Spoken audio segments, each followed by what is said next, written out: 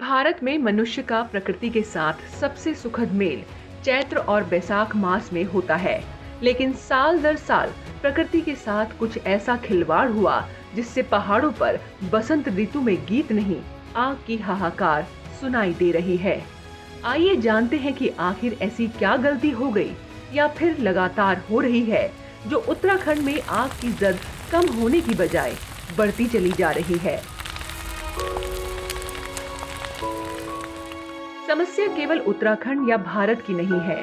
World resource institute के आंकड़ों के मुताबिक मौजूदा दशक के शुरुआत के साथ ही यानी साल 2021 में आग लगने के कारण पृथ्वी पर 9.3 मिलियन हेक्टेयर में मौजूद पेड़ों को हानि हुई, जो कि उस साल पेड़ों की कुल हानि का 1/3 से अधिक था। वहीं 2022 में जंगल की आग के कारण 6.6 मिलियन हेक्टेयर में मौजूद जंगलों में वृक्ष नष्ट हुए। इसके बाद 2023 में कनाडा और हवाई के जंगलों में लगी आग को कौन भूल सकता है। थोड़ा और पीछे चलते हैं। साल 1992 में रियो में हुए पृथ्वी सम्मेलन में जंगल में फैलने वाली आग से उत्पन्न होने वाली विभिन्न समस्याओं पर विस्तार से चर्चा की गई थी और इसके 21वें मसौदे के पैरा नंबर 11.2 में लिखा गया कि भूमि के अनियंत्रित ह्रास और भूमि के दूसरे कामों के बढ़ते उपयोग, मनुष्य की बढ़ती जरूरतों, कृषि के विस्तार और पर्यावरण को नुकसान पहुंचाने वाले प्रबंधन तकनीक से दुनिया भर के वनों के लिए खतरा पैदा हो गया है। जंगल की आग पर नियंत्रण पाने के अपर्याप्त साधन, चोरी छिपे लकड़ी की कटाई को रोकने के प्रभावी उपाय न किया जाना और व्यापारिक गतिविधियों के लिए लकड़ी की कटाई आदि भी इसके लिए जिम्मेदार है। जानवर चराने, वातावरण में मौजूद प्रदूषण का घातक असर, विभिन्न क्षेत्रों को मिले आर्थिक प्रोत्साहन और अर्थव्यवस्था के अन्य क्षेत्रों के लिए किए गए कुछ उपायों में से यह संकट बढ़ा है। वनों के ह्रास से भूमि कटाव, जैव विविधता को नुकसान, वन्य जीवों की कमी और जल स्रोतों का ह्रास हुआ है।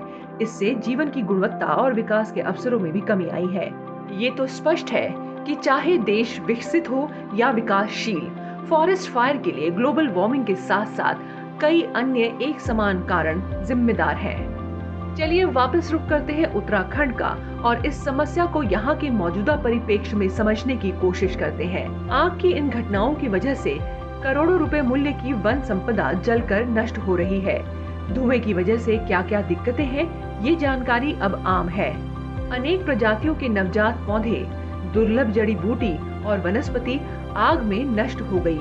अनगिनत वन जीव और पशु पक्षी जलकर मर गए। किसी वार्षिक त्योहार की तरह ये क्रम आज भी जारी है।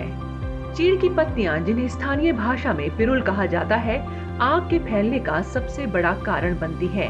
चीड़ की लकड़ी फर्नीचर बनाने के काम तो आती ही है, साथ ही पहाड़ों में घर बनाने में अधिकतर इसी लकड़ी का इस्तेमाल होता है। लेकिन चीड़ एक ऐसा पेड़ है कि जहाँ उग जाए वहाँ मिट्टी की उर्वरा शक्ति खत्म कर देता है। यह अक्सर सूखी या शुष्क भूमि पर उगता है जिसे पानी की जरूरत नहीं होती, बल्कि यह पानी के स्रोतों को खत्म करने का काम करता है तथा मिट्टी की पकड़ को भी कमजोर कर देता है। पहाड़ों में जंगल आपस में एक दूसरे से जुड़े रहते हैं और हवा के साथ पिरुल होने के कारण आग और भयावह होते हुए कई जंगलों में फैल जाती है। साथ ही चीड़ के पेड़ों में से लीसा निकलने का काम भी गर्मियों के आगमन के साथ ही शुरू हो जाता है और लीसा आग में घी का काम करता है। अब सवाल ये उठता है कि आग की शुरुआत होती कैसे है। कई कारणों में सबसे प्रमुख है घास के लिए स्थानीय लोगों द्वारा लगाई जाने वाली आग, ताकि अगले सीजन में घास अच्छी हो सके। अमूमन लोग अपने खेत खलिहानों को अगली फसल के लिए तैयार करने के लिए उसके आसपास आग लगाते हैं। ये मैदानी इलाकों में पराली जलाने जैसा ही होता है, लेकिन पिरुल इस आग को जंगलों में फैला देता है। इसके अलावा गर्मी बढ़ते ही पत्तों में आपसी घर्षण भी चिंगारी पैदा करते हैं जो आग में तब्दील हो जाती है। इसके अलावा जंगलों के बीच से निकलने वाली बिजली की तार एक और कारण बनती है जिससे आग की शुरुआत होती है। तेजी से आग फैलने का एक कारण पलायन भी है। सुदूर इलाकों में पलायन के कारण खेती योग्य भूमि बंजर हो रही है। बंजर भूमि भी आग को तेजी से फैलाने में सहायक सिद्ध हो रही है।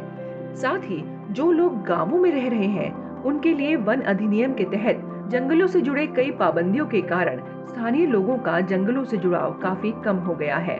High altitude plant physiology research centre Garhwal university के अनुसार गर्मी, सर्दी या फिर वर्षा पहले के मुकाबले ज्यादा तेजी से आ रही है। इसी वजह से पतझड़ के समय भी पत्ते बहुत तेजी से गिर रहे हैं और अचानक तापमान बढ़ने के कारण आग के लिए कारण बन रहे हैं। रिसर्च सेंटर का ये भी कहना है कि आग के कारण पहाड़ों के वायुमंडल में कार्बन की मोटी लेयर जम जाती है और बारिश आने पर आग बुझ भी जाए तो ये कार्बन ग्लेशियर्स के ऊपर जमा हो जाते हैं, जो धीरे धीरे ग्लेशियर्स को खत्म कर रहे हैं। ऐसा नहीं है कि समस्या का कोई समाधान नहीं है। अगर आज कोशिश की जाए तो 10-12 सालों में उस कोशिश का परिणाम निकलेगा। प्रकृति का सबसे बड़ा सत्य है बायोडायवर्सिटी, और जितना इसको बनाए रखने का प्रयास करेंगे उतना ही जंगलों की आग का समाधान निकलेगा। चीड़ मोनोकल्चर को रोककर मिश्रित वन विकसित करना बहुत जरूरी है। इसके अलावा पाइन मैनेजमेंट पर ध्यान दिया जाना चाहिए ताकि आग लगने का वार्षिक कार्यक्रम शुरू होने से पहले ही ठंडा पड़ जाए।